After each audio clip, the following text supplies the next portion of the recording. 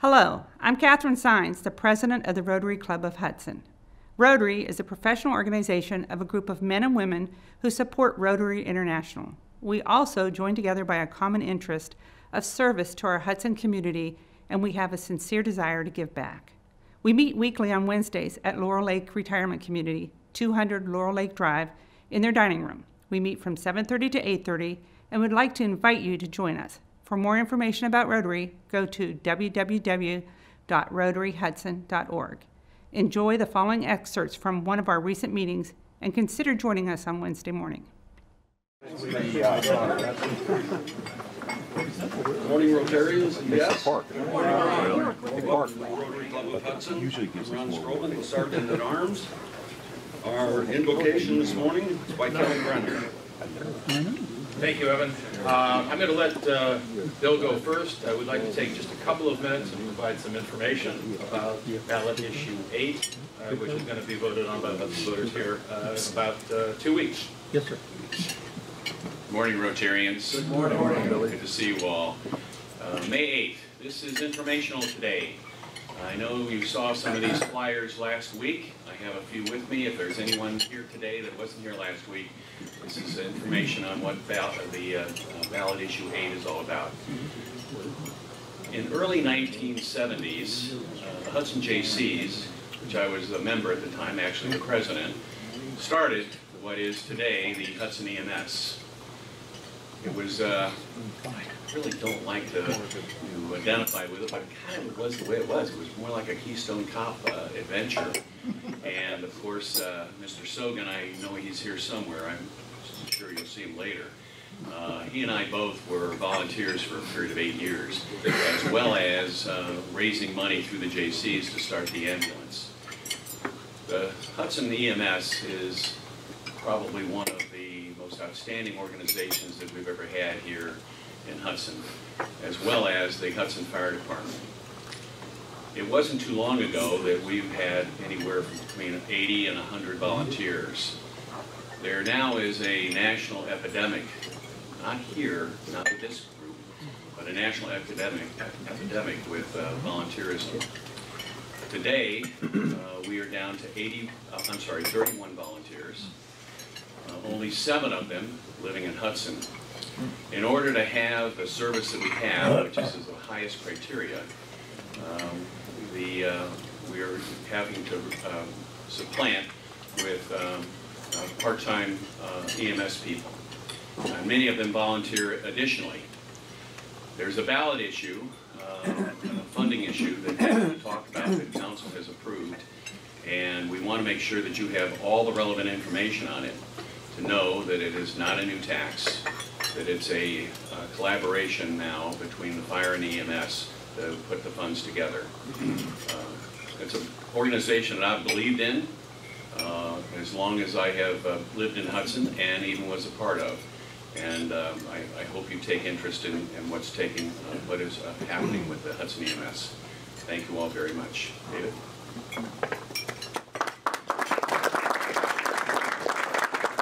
Thank you, Bill. As most of you may know, the fire service, which is volunteer, and the EMS service in Hudson, which is a volunteer model, are supported through income tax revenues. In 2003, the voters approved that use of income tax in very specific amounts. One pool designated strictly for fire, one pool designated strictly for EMS. Worked fine for a while. Times have changed, and as Mayor Kern indicated, a confluence of a drop in volunteer and a need to rely more on paid part-time EMS providers, as well as technology. The technology is advancing very rapidly, and it is outstripping the allocation in that 2003 ballot issue. Council decided to appoint a study committee last year. The committee was comprised of folks from fire, from EMS, and from outside to make a recommendation. The recommendation was that rather than separate pools for fire and EMS, we should have a combined pool for fire and EMS. Makes sense? At that level, EMS would be sustainable. It's not a tax increase. We are very, very fortunate we have top-flight fire and EMS service in Hudson at a fraction of the cost paid in most municipalities. This ballot issue, again, is not an increase. It is simply combining the two funds and relying on council to exercise its role as the budgetary force in the city and to make the decisions on allocating those resources. The EMS is very efficiently run.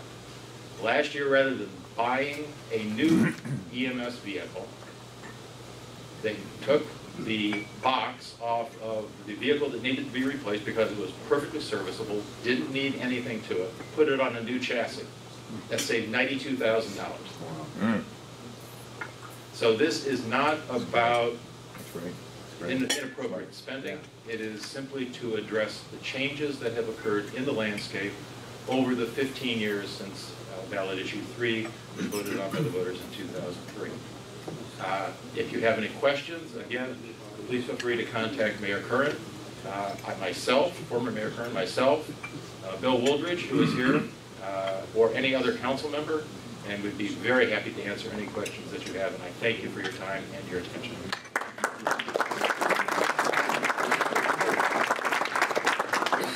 Thank you, Dave. Thank you, Bill. Moving along, I'd like to call up Ron Strobel and Gail Royster to share a little bit of an update on our upcoming gala.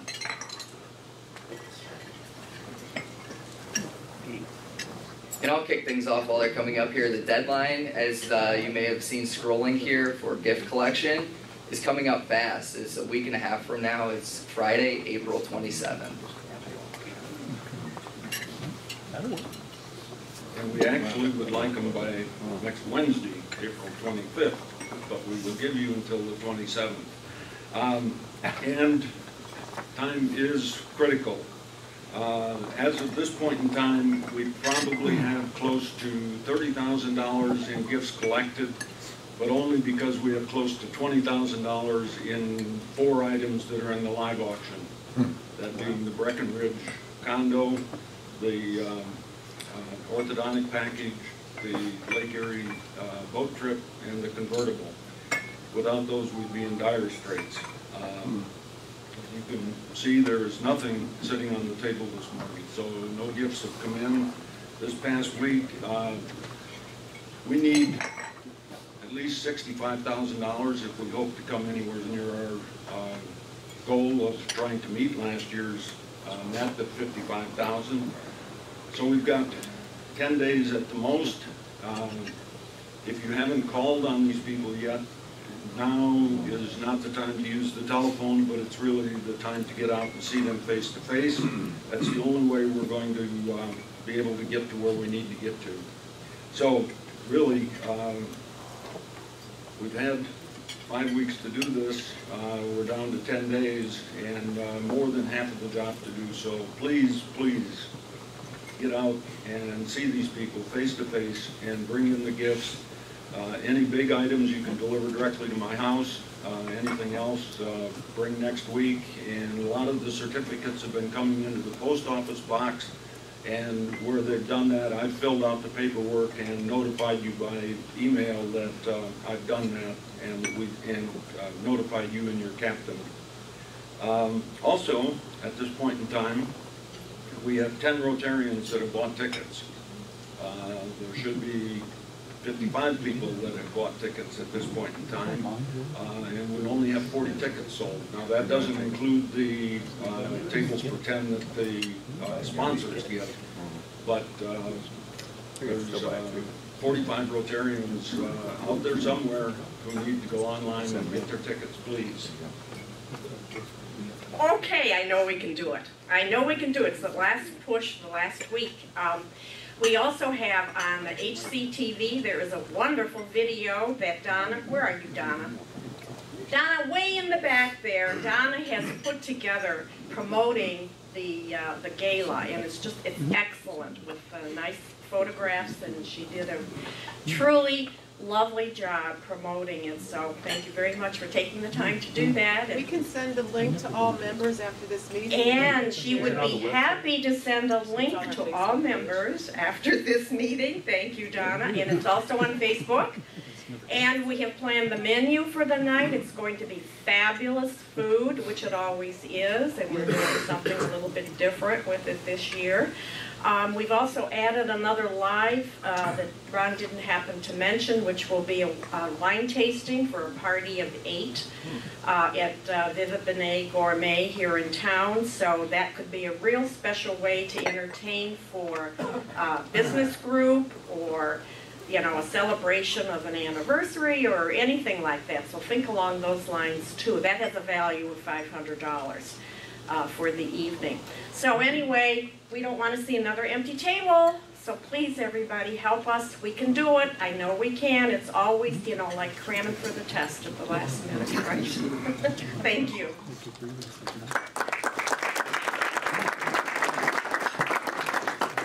Let's ace that test, Gail. What? James Field, Relay for Life.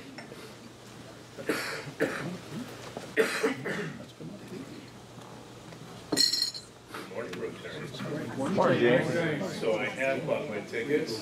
It's very easy to do. Just go in there, click, click, click. You get your tickets. So you can do that. And also that ballot issue seems like pretty much of a no-brainer. Like, who would be against having them be able to reallocate their funds? Yeah. Anyway, so the Relay for Life. So I've kind of held back from that because I know as our focus should be on the gala, but it is coming up, and we are participating again this year. We may see if we can do an event that's not at the same time as the gala each year. But give you some of the details. It's the Stowe Monroe Falls Hudson Relay for Life. It is going to be held June 9th at Stowe Glen Retirement Village, is where it's been the last couple of years. They do a great job of supporting it. All their facilities, everything is there. It'll be a 12-hour, so it starts 10 a.m. is the opening ceremonies, finishes at 10 p.m. for the closing ceremonies, and then the Luminaria, which is a really moving ceremony where they have all the bags lit up with names that are either survivors or in memory of. That'll be at 9:30. So I will send out more information. As I said, I try to sort of hold off on the push so that we can really focus our efforts on the gala. And then when you sign on, they make the website way easier. We're still the Rotary Club of Hudson is our team, and you can use PayPal, and it's just click, click, click, and you can donate, be a member. You don't have to come to the event, but I can tell you it's a really neat event to attend. So I will send more details. Thank you very much. Thank you, James. I'd like to call Bill Benoit forward. Bill is our newest member of our club, and also we have a special guest today, Rick Pollock from the Cleveland Club. And Rick is, in my opinion, Bill's sponsor, which is it's a beautiful thing. Bill went to a Kent Club and was involved in a grant project through the Kent Club. Met Rick. Rick funneled him our way, and now we're going to pin him, and he's going to be an awesome Rotarian. So he stole them from Kent? Is that what we're saying? He's a Hudson I mean, guy. which part of the four-way test does that fall on?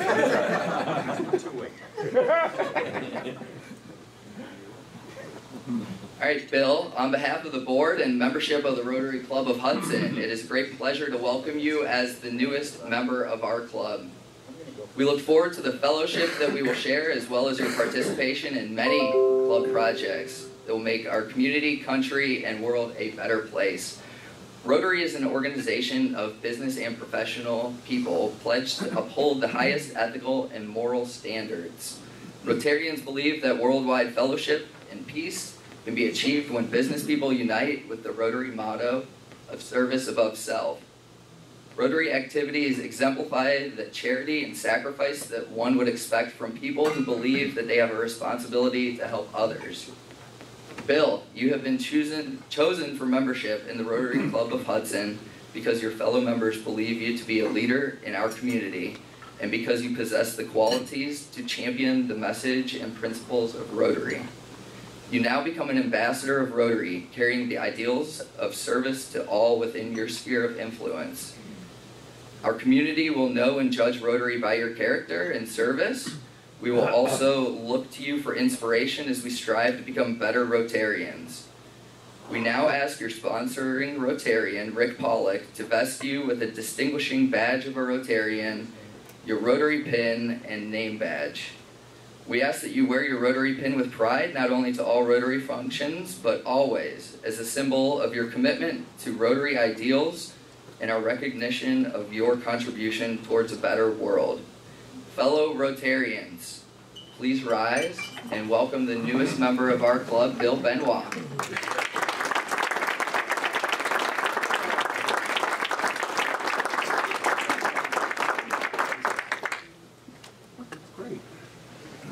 Bill, you got the hot seat for a brief introduction here. Tell us a little bit more.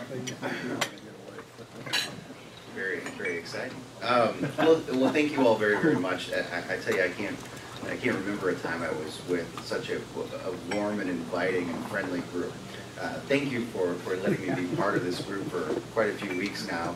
Certainly, thank you for allowing me to join the group and be a permanent part of the group.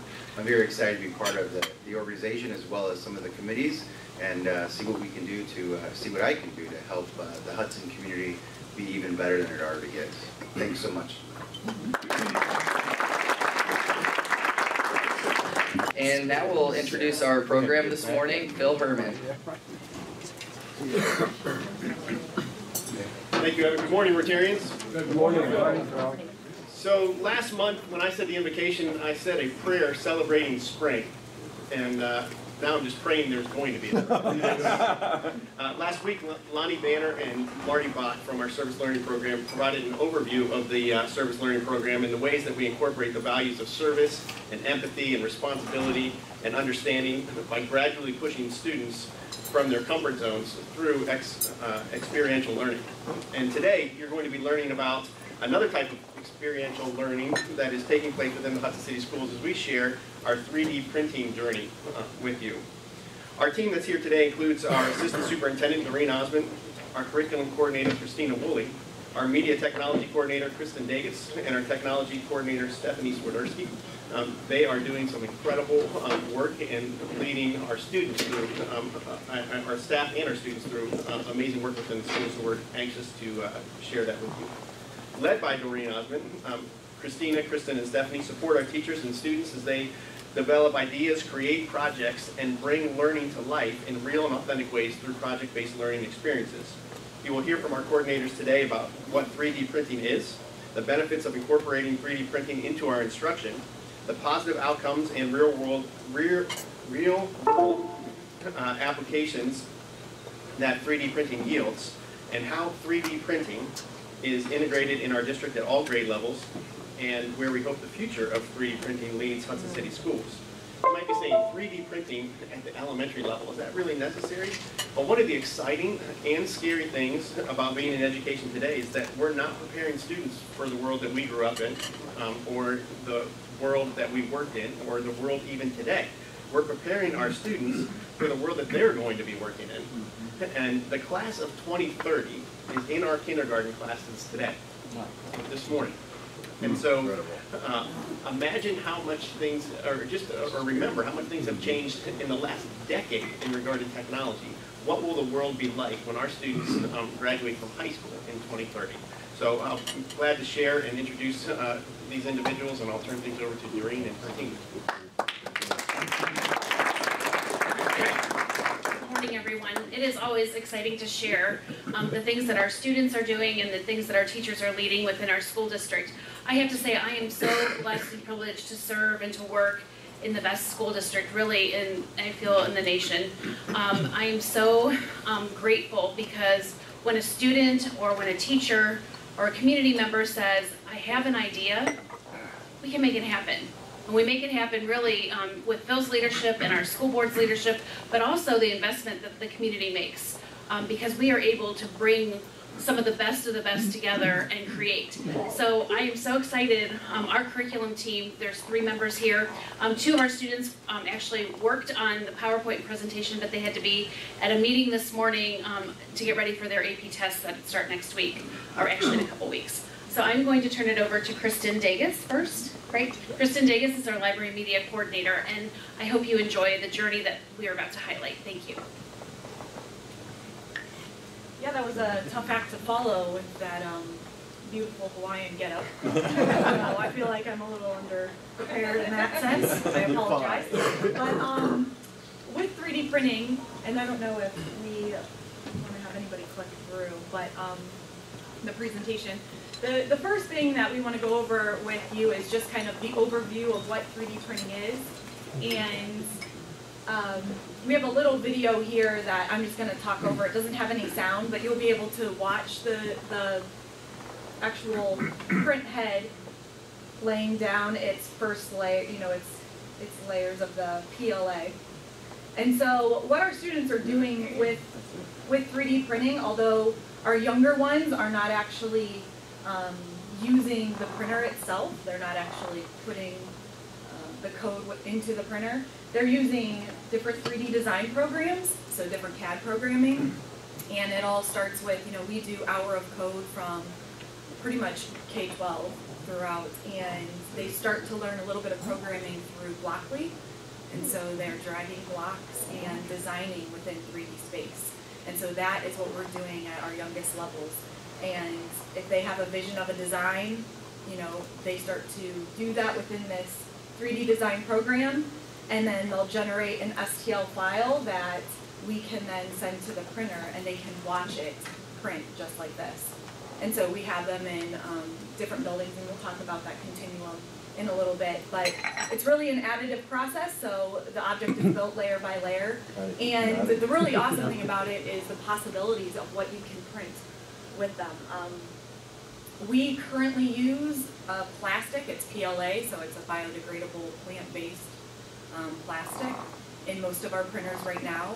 But in the future, I foresee us being able to swap out print heads, purchase additional types of filaments such as different wood filaments.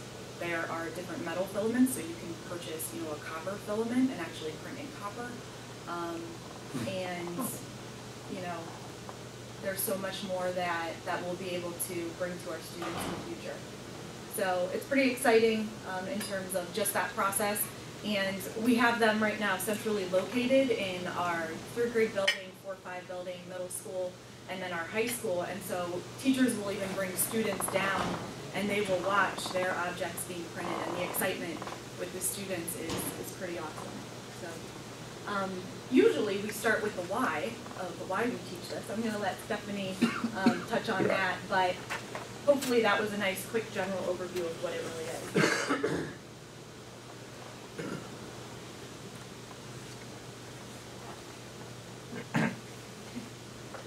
So 3D printing encourages our students to apply higher level thinking skills and really begin making connections across content areas. So they're literally moving full steam ahead with 3D printing. They're incorporating science, technology, engineering, art, and math skills all to accomplish their goals. This kind of interdisciplinary thinking really stretches our students' minds and provides unique opportunities for challenge, creativity, and also innovation. 3D printing involves a lot of trial and error, teaching our students important problem-solving skills as well as perseverance. As I'm sure you can relate, these are really important life skills that they'll need in the future, really for any kind of career that they enter into. We also teach our students that there's no one-size-fits-all answer with 3D printing. They exercise creativity, ownership, and a great deal of determination and grit throughout the planning, design, and then actual printing phases. As you're going to learn more about today, students use coding language to design and create for 3D printing. Many of their future careers, which likely don't even exist yet, will involve coding, whether it's coding computers, robots, machines, the like. Who knows where it'll lead in the future. We truly believe that all students need exposure to coding, as many of their future careers and the industries they work in will definitely depend on it. 3D printing then is one such avenue that provides students with many of these critical skills that's going to set them up for future success. And kind of along those lines with the applications of 3D printing and that future success, as Doreen had mentioned, you know, we don't really know what the future careers will be for our students, especially that class of 2030. And so building those skills of grit, really, and that growth mindset, super important. But what we can start to show them is how it is actually being used right now in industries and around the world.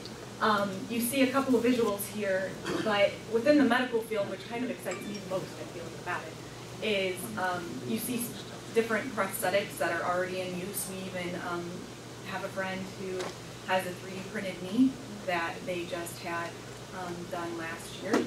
So people that we know, it may touch all of us in the near future, just that medical piece. You have the 3D printed, or the 3D printed prototype of that here. That is actually a cast. The second picture down there, that's a cast. There's a picture of the prosthetics on the right. That bottom left picture, medically too, there is a story, a picture book actually. It's been made into a picture book about an eagle that had its beak actually shot off. And they were able to 3D print the beak to keep that eagle alive and allow it to continue to hunt. So, I mean, really in all different aspects. They're printing, they're working on printing complex full organs and human tissue in the medical field. So being able to show this to our students and how quickly it is progressing is huge. Manufacturing, also growing exponentially within the manufacturing field. If you consider the rapid prototyping, and even Ford and different airlines are starting to 3D print products and their prototypes. So normally if you have a molding, you have to build a mold that might cost, you know, $50,000. And then the small initial mold might be 50 cents. Well, that first prototype is $50,000.50, right? So that's a lot of money initially. But with 3D printing, it becomes a much more cost-effective, quick process to speed up business and even lessen the waste within companies. So a lot of them are looking at that. Food, awesome. There is a pancake bot. You can actually 3D print a pancake, among many other things, but that's amazing. So that came out in like 2015 as a Kickstarter.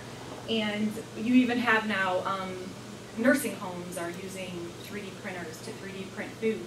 So for example, if certain elders were no longer to eat, you know, some kind of a tough or hard food like a steak or something like that, they're actually 3D printing that food so that the flavor, the taste, and everything, they can still experience that.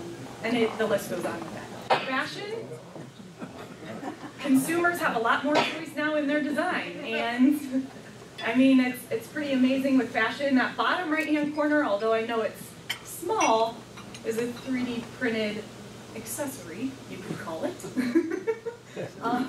on the runway, and there are different, you know, dresses and things like that, and it is happening where you can custom request designs that they can 3D print it for you.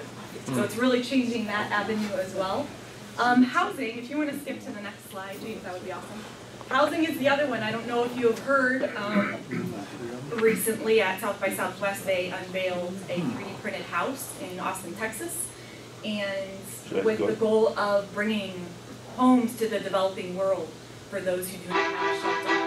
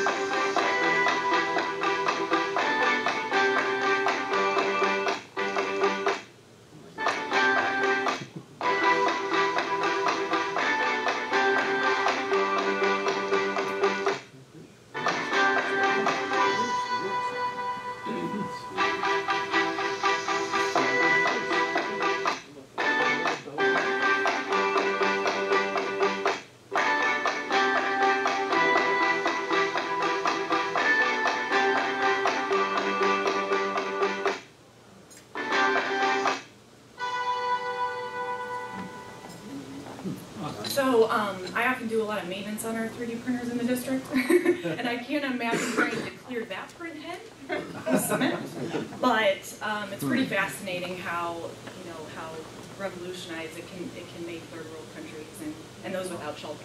So it's really great to be able to show our students these real world applications right now and how fast it's growing. A little bit more about how we have rolled this out within the district. Christine is going to talk a little bit about our continuum. Thank you. So it's really a gentle balance that you're trying to figure out of inspiring children to realize where they can go with this 3D printing, but also providing the actual skills that they're going to need. And we really need to teach a lot of those skills in order for them to realize the visions that they're going to have. So this is roughly our continuum that we're working on. We're really kind of in the infancy of this because it's all happening quite fast. You're not going to see high school on here right now. That might be your initial thought of where's 9 to 12. We're building the skills really that they can be inspirational and then design on their own in their particular content areas in the high school. So this is really the building of the skills to open up at the high school so that they can have this free reign to be able to use their imagination and creativity in the makerspace. In the lower grades, you see it's coding and designing in 3D. This is really more playing with blocks, and if you've been around any young children a little while ago, and it still is quite popular, is something called Minecraft. And it's just really where they're moving blocks in space and they can build things. This is giving them that spatial idea of design. It's powerful not only for 3D printing, but I'm really passionate about this because the one area we know that females actually lag behind males at a young age is spatial awareness. And so I'm not sure originally some of the research states is because it typically was boys who would play with Legos and not as much girls. So we're really working to make sure everybody's exposed to that spatial awareness at a young age to make sure that gap doesn't develop. So they can code and design in kindergarten through 2nd grade, and I'll show you some examples. Then in grades 3 to 5 and 6 to 8, we actually begin to use a 3D modeling software where students are learning to design in 3D in a virtual platform that they can then print to. So I'll go into a little more detail in here. So this is in K2. So this picture on the left is Minecraft for education. So we actually can set up platforms for classes to be in, and students can have projects that they're working on that they're going to design something. So if they're in a force and motion unit and they're going to design a car that maybe they'll build to test on a platform out of Legos, they can do a design phase in the Minecraft area. Hilariously, they're oftentimes more proficient in Minecraft than we are. They're really quite good at it. And then on the right over there, you have Meet Dash. This is something that we're moving into in the next year, where this is a small little robot that you can actually program to do tasks. And this is kind of a little snapshot of what it would look like on the iPad. So they're just dragging and dropping, and this robot can make courses, it can actually throw projectiles, do things like that. But there's no you're not going to see a programming language here. It's more that spatial thinking that they're working on in the younger years, and we're beginning to create that inspiration for them. Then as they move into grades 3 to 8, we use a program called BlocksCAD.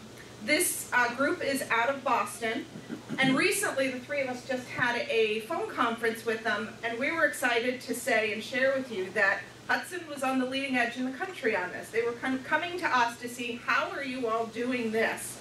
Because they can see our accounts and what our kids are doing in the program, and they said, this is really robust. This is a lot that your kids are doing. We're really impressed. We want to hear more about this. So in grades 3 to 8, students begin to design in blocks. And you can see in that middle there's a strip there. That's called a toolbar. And you can make that toolbar simple, or you can make it complex. And so we've kind of created a set of bands to say in grades 3 to 5, we want students to be exposed to all the items in the simple toolbar and be able to build. And then in grades 6 to 8, we want to make sure we can expose them to the more complex toolbar. Ironically though, by 4th grade, we actually were working on a wheel design project for our race cars.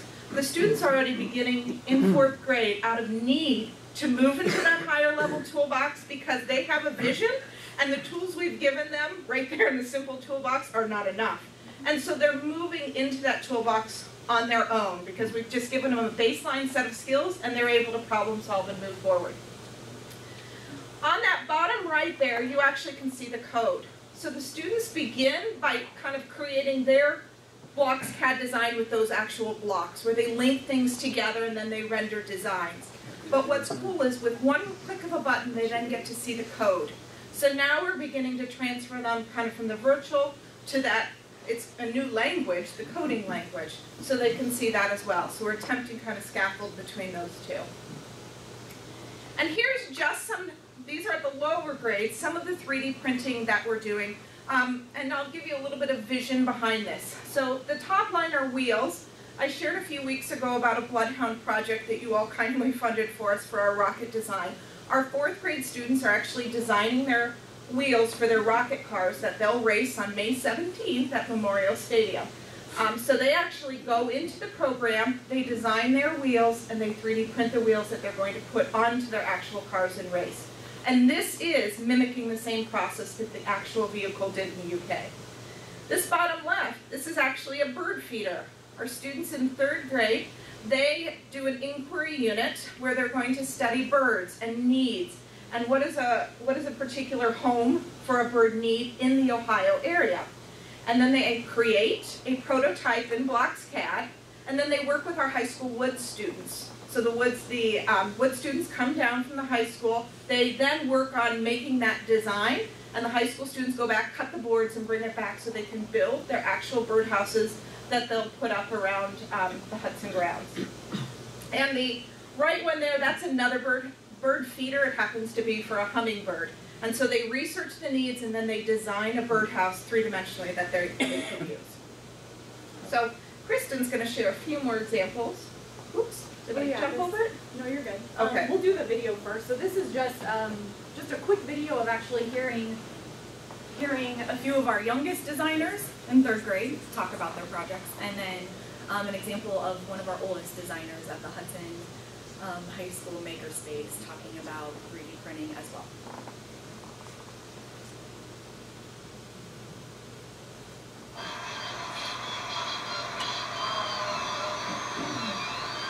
Hello, I'm Mr. Sperry. I teach inquiry at the 3rd grade level, and I really enjoy the inquiry that we have with our students because it's very student-led. So we start with a quick mini lesson where we update the students on how to use blocks CAD, and then from there it's really student-led. And so I always tell my students that I'm a teacher, but you may end up being a future engineer or a coder, and so you're really going to be the expert with this. I'm Madison. I'm a 3rd grader at McDowell Elementary School, and this is my project that I worked on with Ian, Bailey, me, and my friend Guinevere. We wanted to do this, the plus sign, because we all loved math, but we couldn't decide on what thing to do because we all like different stuff. So, for example, I like division, Ian likes subtraction, Bailey didn't like math, and neither did Gwen. So me and Ian compromised and we said we'll do a plus. And then, so Ian got in the front and I got in the back. Excellent. So, what are you most proud of? How we all worked together and how it came along. So we were trying to make a castle, but it really didn't work. So it turned out really short, statues. And then we put on our favorite things. Michael put calves. Sarah put swimming. I put history, and then Jonah put sports. Very nice. So, what do you like best about 3D printing? I like how we get to work in a group and create whatever we want, and the hands-on learning with touching it and how we 3D. I really enjoy this program because as our science and social studies is very inquiry-based, this is something that, again, they're in charge of, and they have so much ownership with it, and it's something at the end, the final product isn't something that I've assigned them step by step, but they actually go through the steps of, on their own, creating something, and then I think it's that much more meaningful and impactful for the kids. So it's something we absolutely love here doing at McDowell, and I can't speak highly enough of it. Hi, I'm Daniel Jones from high school. The makerspace, what we mean is 3D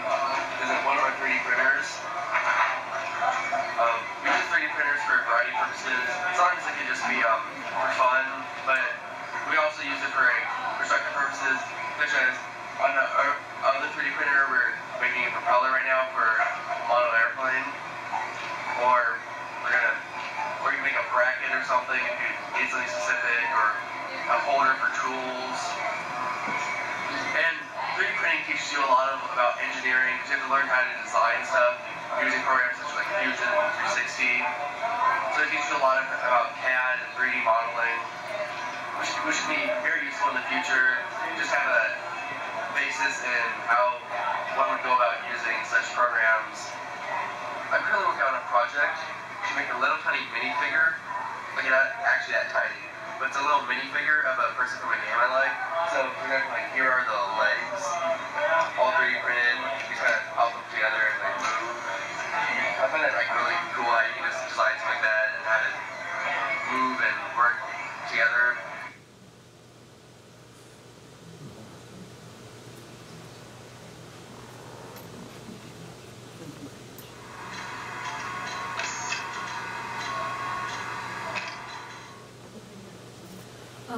So just to speak to that quickly, seeing those students talk about, how they had to compromise while they're working within groups, they're collaborating, their student choice within those projects.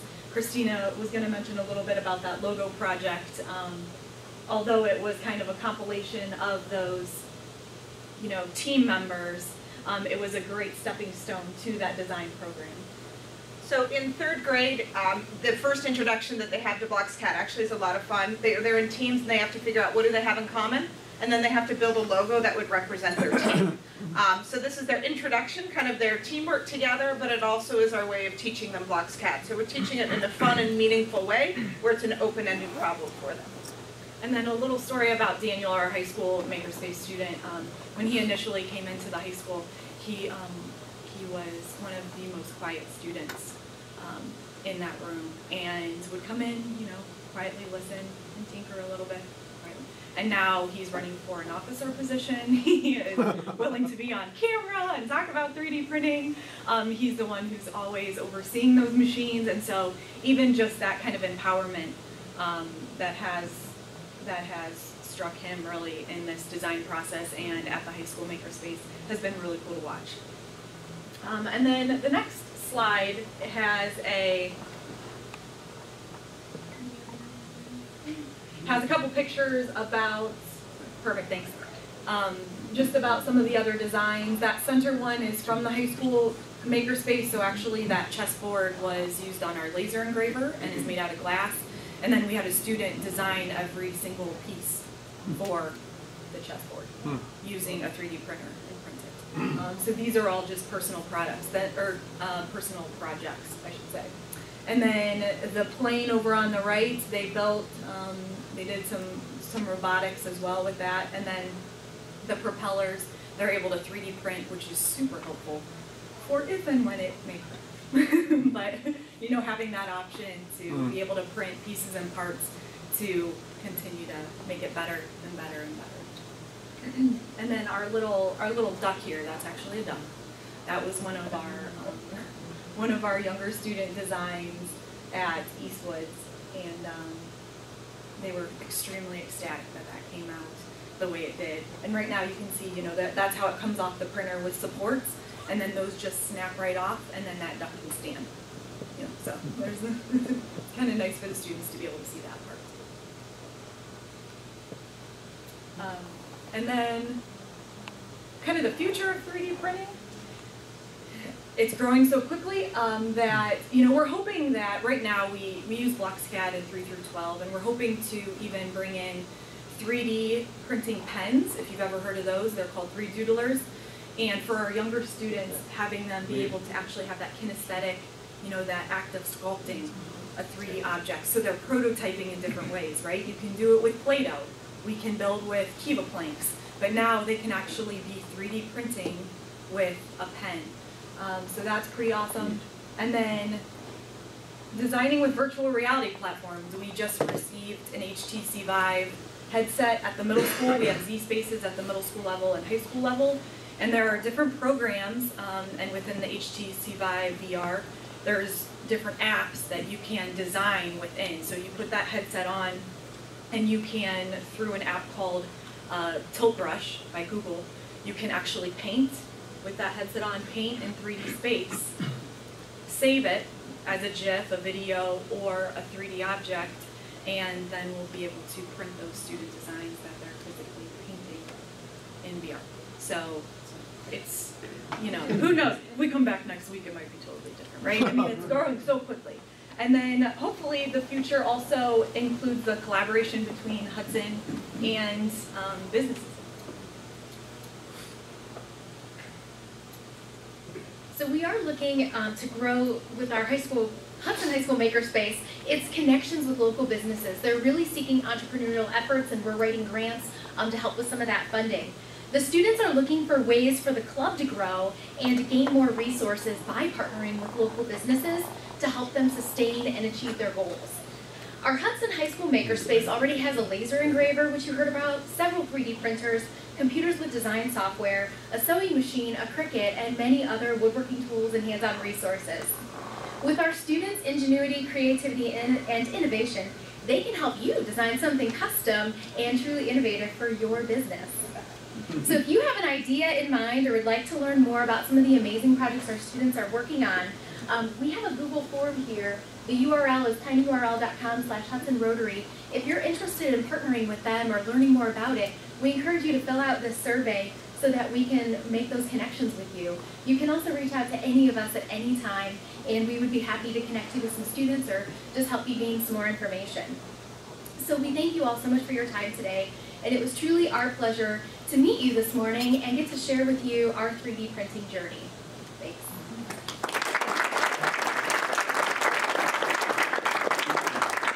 We also brought a little gift for everybody. On your tables there is a little students created design. The H we were thinking could stand, you know, for Hudson, but to each his own, you choose. And it can be a little, you know, key ring, that kind of thing, but it was designed, we did use, we printed it on our printers at the middle school and then as well as the high school makerspace. So if you did not get one, I put them where there were coffee pots, because I figured that's where everybody would congregate. But if it's not on your table, we'll, you know, we can run some over to you as well, and we can leave some extras as well, maybe on the Rotary Gala table or something. So things to get. All right.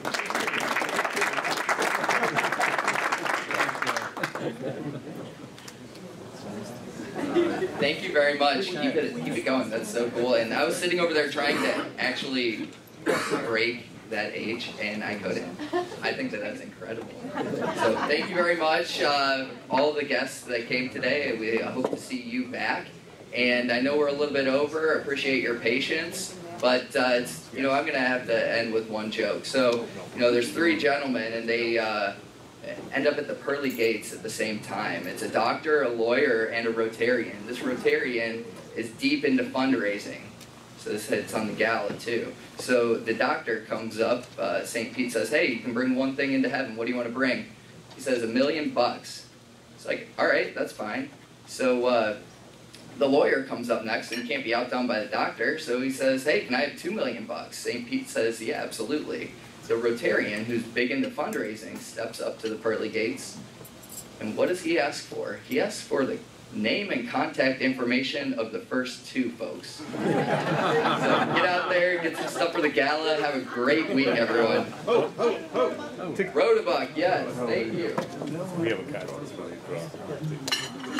All right, the payout this morning is $15, and the jackpot is $281. Do the honors here.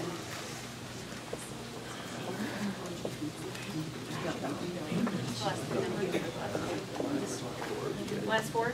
5889. Oh, just off. 5889.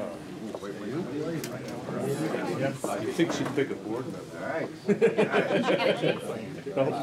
Tom? Way to go, Maureen. We got our winner. Oh, all right. Yeah. Mr. Box. Greg Box. Soon to be a new Rotarian here. Thank you. Here's your payout, and we'll have you pick a marble. Let me grab a marble. Oh, no, I'm So we did lose the marbles. However, you know, the jackpot's for full-on members. So thank you. Congratulations on that lunch money. Thank you everyone for being here. Have a great week.